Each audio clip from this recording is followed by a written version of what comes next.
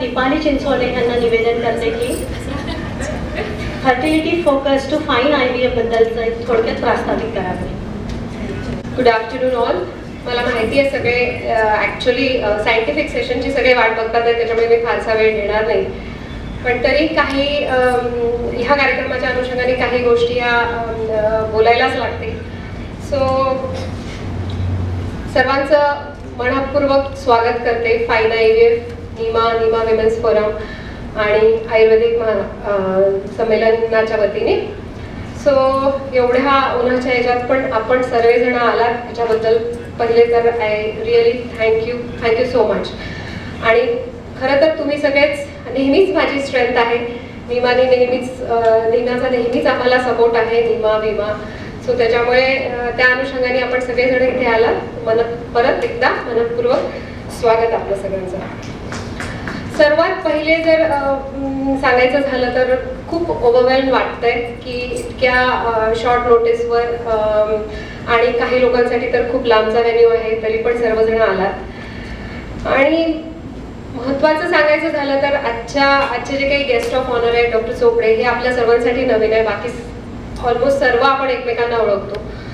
तर चोपडे सरांविषयी सांगायचं झालं तर मी असं म्हटलं तर वावगं ठरू नये की मी आज इथे उभी आहे तर 14 वर्षापूर्वी सरांना मी भेटली म्हणून मी आज इथे उभी आहे. सरांमुळे मी IVF करू शकले, कारण मी IVF कन्सल्टंट होण्यामागे मला असं वाटतं 3 व्यक्ती महत्त्वपूर्ण आहेत माझ्यासाठी. एक माझे वडील, ज्यांनी ते बीज रुजू केलं.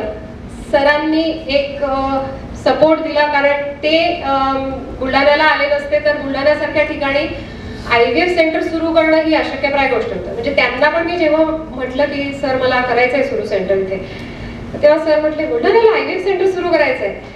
पण तिथनं पुढे जी काही वाटचाल झाली, सरांनी डॉक्टर रणजित जोशींची माझी ओळख करून दिली. डॉक्टर रणजित जोशींकडे माझं ट्रेनिंग झालं. त्याच्यानंतर काही दिवस सरांनी एम्ब्रिओलॉजीचा सपोर्ट मला बुलढाण्याला दिला आणि माझं पहिलं IVF बेबी जे बुलढाण्याचं आहे ते होऊ शकलं. सो माझ्या करिअरमध्ये हा खूप मोठा टर्निंग पॉईंट होता, ज्याच्यात आय फील की सरांचा खूप मोठा हात आहे त्याच्यात. आणि sir, I would like to take this opportunity to really thank you and really heartfelt gratitude for that, because it was really a turning point for me. दुसरं आता सांगायचं झालं तर फाईन IVF, आता अकॉर्डचे मॅनेजिंग डायरेक्टर म्हणून maximum लोक मला असं वाटतं इथे ओळखतात. IVF कन्सल्टंट म्हणून थोडीशी माझी ओळख जरा जुनी झाली आहे किंवा मागे गेली आहे किंवा पुसत आली आहे असं मला वाटतं. पण फाईन IVFच्या माध्यमातून ही परत नवीन सुरुवात डॉक्टरकीच्या करिअरला मी करते आहे.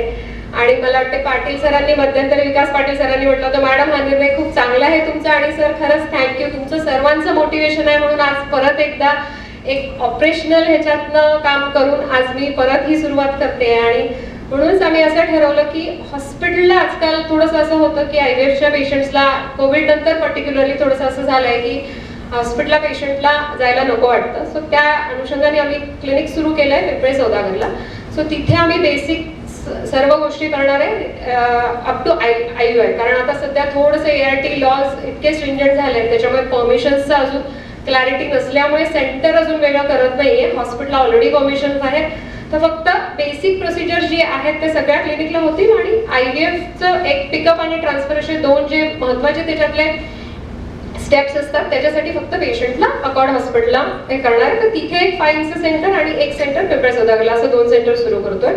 आणि हे सुरू करत असताना यावेळेस मी अगदी ठरवलं होतं की एकटा होऊन काही करायचं नाही, कारण टीम ही सर्व गोष्टींना लागते. आणि I am really very glad की मला एक सक्षम टीम असं मिळाली आहे. डॉक्टर अनन्या पेटकर जे आहेत, she will be a supporting IVF consultant with me. Sheetal है, she is a nutritionist and lifestyle coach, ज्याचा खूप मोठा सहभाग लागणार आहे मला. सरांचा तर सदैव सपोर्ट आहे. सर जरी नाशिकला असले तरी आजकाल ते रेग्युलरली ऑनलाईन जेनेटिक काउन्सिलिंग करतात आणि आपण रेग्युलरली बघितलंय की जेनेटिक्सचं रिपोर्टिंगच आपण फक्त करून घेतो. कधी जेनेटिक काउन्सिलिंगला तेवढं महत्त्व दिलं जात नाही. पण बहुतेक आम्ही जुने प्रॅक्टिशनर्स जे आहेत ते आम्हाला अजूनही असं वाटतं की जेनेटिक काउन्सिलिंग हे जेनेटिक्सनीच केलं पाहिजे. कारण त्याच्यातले जे काही बारकावे असतात ते जेवढ्या चांगल्या पद्धतीने पेशंट्सला सांगू शकतात ते आम्ही गायनेकोलॉजिस्ट किंवा आपण नुसतं रिपोर्ट बघून पेशंटला नाही सांगू शकत. आणि आजकालच्या प्रॅक्टिसमध्ये काउन्सिलिंग हा महत्त्वाचा भाग आहेच. ह्या सर्वांसोबतच अँडॉलॉजिस्ट म्हणून डॉक्टर हिरालाल चौधरी आहेत. सायकोलॉजिस्ट पण आपल्या पॅनलवर आहे. आज अनफॉर्च्युनेटली ते दोघं लोक येऊ शकले नाही. सो असं आपण होलिस्टिक अप्रोच घेऊन हे सेंटर मी यावेळेस सुरू करण्याचा विचार केला आणि म्हणूनच आयुर्वेदिक ह्याला मी आज का ह्या गोष्टीसाठी महत्त्व दिलं, ह्याचा ऍक्च्युली माझ्यासाठी आज हा माझ्या क्लिनिकचा लॉन्चिंग प्रोग्रामच आहे. पण आयुर्वेदिक याला मी महत्त्व दिलं कारण मला कुठेतरी या 10 वर्षाच्या प्रवासात असं वाटतं की इन्फर्टिलिटीचे जे पेशंट्स आहेत त्यांना IVF सांगणं आणि IVF करणं ही सगळ्यात सोपी गोष्ट आहे की पेशंटला सांगणं, आणि सांगायला पण खूप सोपं असतं की काय 30% रिझल्ट आहे, झालं तर झालं, नाही तर नाही झालं.